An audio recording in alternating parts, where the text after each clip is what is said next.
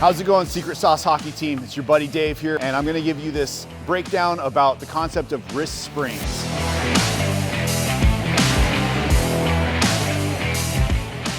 And what this basically is talking about having your loose wrists, okay? Having your wrists loose enough to allow you to have very smooth stick handling, really accurate passing, and really accurate shooting, okay? When your wrists are tight, it's gonna really mess up your flow of your movement. It's gonna also make your shots and passes and all that stuff less accurate just because it's tight, right? It's preventing that fluid motion that you need to play your best. What you can do is, like, if you're gonna follow along with this or just think about this next time you get out on the ice, I always like to do a couple stick twirls. It's an old school thing. I'm an old school guy, guys. You see the beard, you see what's going on here. A couple stick twirls does help loosen up my wrists. I always found that as a kid, so I still do that. You need to be able to do this, right? Shake your wrists out and feel them really shaking out. And what I want you to feel is when you do this with your wrists, feel your forearm muscles engage, okay? So same thing, like when your wrists are stretched, each time you're doing this kind of loose wrist thing, your wrist is actually stretching on the end. And when that happens, you're engaging your forearm muscles in a passive way without contracting them, right? It's just the elasticity of your muscles and tendons working for you. So that's the concept of your wrist springs, hence like the springiness there. When you go this way, you'll feel it on the inside of your forearm. When you go this way, you'll feel it on the outside of your forearm. That's your wrist springs basically working with your motion. So you want your wrist to be nice and loose when you're playing. It's gonna help a ton. You're gonna see these guys start paying attention to your favorite guys in the show. You're gonna notice their wrists are very flowy, very loose. I got a couple little drills you can do also to help get your wrists loose. This one's called the stick lag drill. So you're just gonna bring your stick across and let it lag, okay? And as you're doing this, your wrist is stretching and bouncing. Stretch, bounce, stretch, bounce. So at each end of the motion, you're gonna be at a full stretch, and when you start going the other way, you're gonna get that bounce, okay? You're gonna get that springy bounce.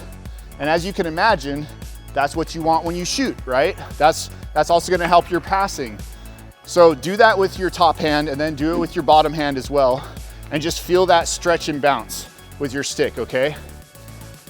Simple drill, do it till it feels comfortable, till you're really feeling that wrist get loosened up. Then you can add a puck. And what you're gonna do with the puck is same thing, you're just gonna lag the stick behind, okay? And feel how that feels.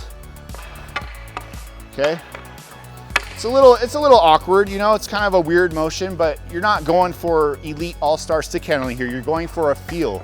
You're going for the feel of feeling the puck lagging behind, the stick and the puck lagging behind your wrist, okay? That's the feel you're going for. So we switch down to the bottom hand and do the same thing. We want to feel the stick lag behind the wrist, okay? That's what we're going for, is getting used to that feel of that motion. Then do the same thing and just go to both hands on the stick, and same thing, just practice feeling your hands are moving first, your stick is lagging behind, the puck is lagging behind. So do this, start out with like super limp, loose wrists to the point where it feels kind of silly, right? Like what I'm doing right now, it's not gonna look pretty, it's gonna feel kind of silly, but you wanna just kind of like have your wrists so loose, right? Extremely loose. And then what you're gonna do is start adding a little bit more tension in your wrist. So start tightening them up just a little bit. Now it's gonna start feeling more like good stick handling, right? And you're gonna just kind of start doing that. So you're starting completely loose, then you're adding in a little bit of tension to the point where you get a nice balance point, okay? You're gonna find that sweet spot where your wrists are kind of loose and bouncy, but you have just a little bit of tension, enough to have that control you need, right? So that's basically how I like to work on my wrist springs and make sure that they're active. And it's just one of those things where once you feel it, you're gonna feel how good it feels, and you're gonna keep implementing it into your practice plan more and more, into all your stick handling drills, and it's gonna be sweet for you. I just wanted to share that with you guys today. Hope you enjoyed it. Leave us a comment, like, subscribe, do all that YouTube stuff, and we'll catch you in the next video.